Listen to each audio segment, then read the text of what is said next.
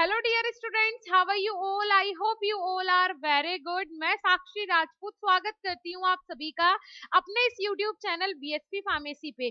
बहुत important topic के ऊपर आज हम बात करेंगे। बहुत सारे स्टूडेंट्स इंतजार कर रहे होंगे रेलवे फार्मासिस्ट का कि कब वैकेंसी आए, कब हम फॉर्म फिल करें। काफी सारी वैकेंसीज रेलवे ने रिलीज कर दी है, उसमें फार्मासिस्ट के भी पद हैं, तो आप उसके लिए एक बार जाके आरआरबी की ऑफिशियल वेबसाइट पे चेक कर सकते हैं। राइट, रेलवे फार्मासिस्ट आप कैसे बन सकते हैं, 100% आप एग्जाम कैसे क्लियर कर सकते हैं, कितना एक्सपीरियंस और कितनी प्रैक्टिस आपको चाहिए होती है, सारी चीजें आज के इस छोटे से वीडियो में हम डिस्कस करेंगे। रेलवे फार्मासिस्ट, सबसे पहले बात करते हैं कि रेलवे फार्मासिस्ट की एलिजिबिलिटी क्या होती है। राइट, एलिजिबिलिटी क्या होती है? तो एलिजिबिलिटी की अगर मैं बात करूं तो रेलवे फार्मासिस्ट की एलिजिबिलिटी क्या होती है? D pharm. ठीक है, डी फार्म।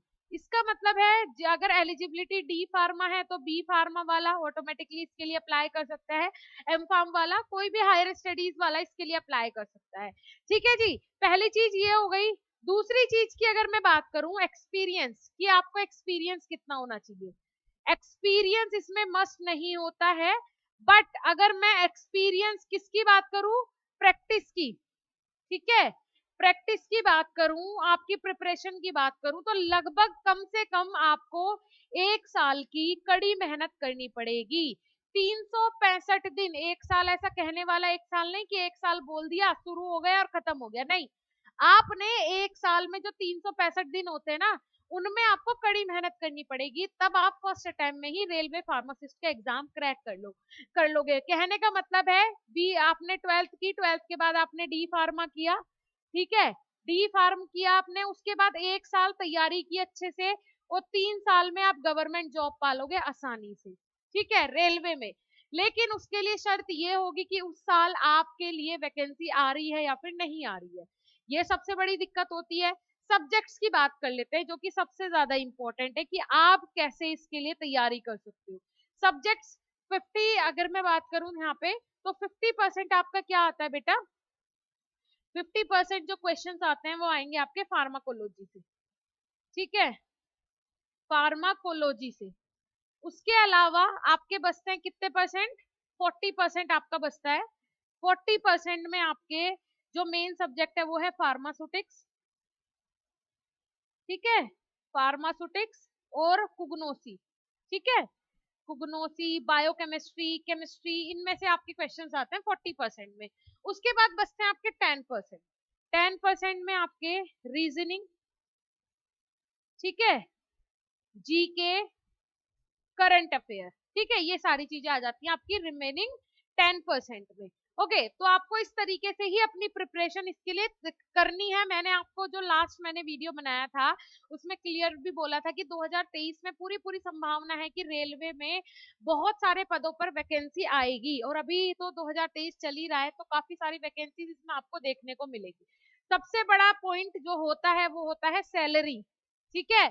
सैलरी कितनी होती है एक रेलवे फार्मासिस्ट की? तो स्टार्टिंग सैलरी की बात करूं, 45 से 50,000, 45,000 से 50,000 तक स्टार्टिंग हो जाती है। इसमें किसी की 60,000, 65,000 और 70,000 भी स्टार्टिंग सैलरी हो सकती है। वो पोस्ट पे डिपेंड करता है कि आप वहां पे as a junior pharmacist appoint हो रहे हो या सीनियर फार्मासिस्ट अपॉइंट हो रहे हो, ठीक है। अब बात कर लेते हैं कि भाई वैकेंसीज, वैकेंसीज का सबको पता है फार्मासिस्ट की वैकेंसीज गवर्नमेंट सेक्टर में बहुत कम आती है। रेलवे जैसे सेक्टर में आपको देखने को मिलती है कॉन्ट्रेक्चुअल बेसिस, परमानेंट नहीं मिलती है। लेकिन अभी परमानेंट वैकेंसीज आई हैं और अभी आने भी वाली है काफी सारे पदों पे रेलवे में, ठीक है, तो आप अवेयर रहिएगा। दूसरी चीज, आपको डीमोटिवेट नहीं होना है, ठीक है, डीमोटिवेट नहीं होना है वैकेंसीज को लेके। और जब स्टूडेंट ये सोचता है ना कि अरे यार एक ही वैकेंसी है, अब एक वैकेंसी के लिए मैं क्या अप्लाई करूं, या 10 वैकेंसी आई है ना, 5 वैकेंसी है, तो बेटा एक बात तो सोचो, आप तो एक ही वैकेंसी के लिए लड़ोगे ना, है ना, आपको तो एक ही पद मिलेगा ना, तो आप उसी के लिए फाइट करो। आप अपनी प्रिपरेशन ऐसी रखो कि आपको घबराने की जरूरत ही ना पड़े कि यार वैकेंसी एक है, एक वैकेंसी है तो आपके जैसा सोच के 50% बच्चे तो वैसे ही कट लेंगे, तो 50% तो कंपटीशन वहीं खत्म हो गया, और आप तो एक ही सीट के लिए लड़ रहे हो ना। आप तो एक ही पद के लिए लड़ रहे हो ना, तो आपको क्यों जरूरत है 1000 वैकेंसीज की, 2000 वैकेंसीज की। आप अपने ऊपर कॉन्फिडेंट रखिए ना कि हाँ मैं ये निकाल लूंगा, बस अब फोड़ के आना है, तोड़ के आना है, जैसा भी एग्जाम आ जाए।